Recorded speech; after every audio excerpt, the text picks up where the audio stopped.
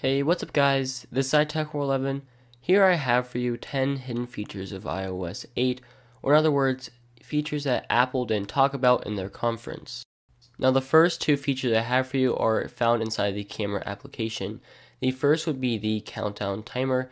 Now you can see you have a 3 or 10-second timer for the rear facing camera, and also we have timers for the front camera. So this is nice for taking timed pictures, so if you're not on your camera. Now the next one is a time lapse. Now this very simply takes a recording and it speeds it up extremely quickly. I'm not sure exactly how fast it speeds this up, but as I show you in this demo here, I have a clip that's maybe 15 or 20 seconds about, and then when I go ahead and play it in the time-lapse form, it'll take it down to about 1 second.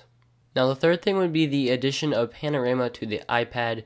Here I'm just demoing it on my iPhone. I do not have iOS 8 on my iPad yet, so I'll not be able to demo this, but the Panorama mode has been brought over to the iPad. Now the next one I have for you is slightly less interesting, but when you go into Control Center and adjust the brightness, you can see that when you go to change it, it actually stops the dimming of the background for the Control Center, so you can actually see how much you are changing it, because before it automatically put an extra amount of dim on your wallpaper because you're in Control Center, but when you press on the little toggle, it takes that off, allows you to adjust the brightness, and then puts the dim back on.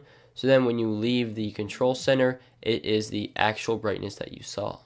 Following that, we have some better battery usage statistics in the Settings app under Usage. Now we can see what apps actually are using the battery life the most instead of just what services on the phone itself. So this will allow you to see what apps you might want to use less to preserve battery life. The sixth one, unfortunately, is also a little bit boring. It's just the addition of iBooks. It is a pre-installed app on your iPhone and iPad, which has not been there in previous iterations of iOS. Up next would be an accessibility setting, and this is adding subtitles, captioning, and video descriptions to your media.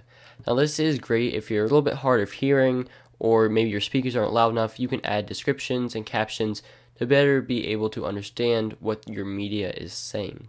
Now the next feature is those with security in mind or privacy. In Safari, now when you go to activate a private browsing mode, it instead does not ask you if you want to keep all tabs open or in private. Instead just opens a private browsing session, which you can switch back and forth to. So no longer switches all of your individual tabs to private, it just switches it to a private mode. We're going to stay in Safari for the ninth feature.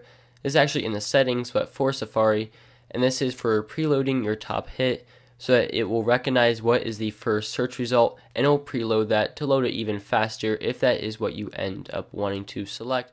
Now the final and the 10th one is for Do Not Disturb.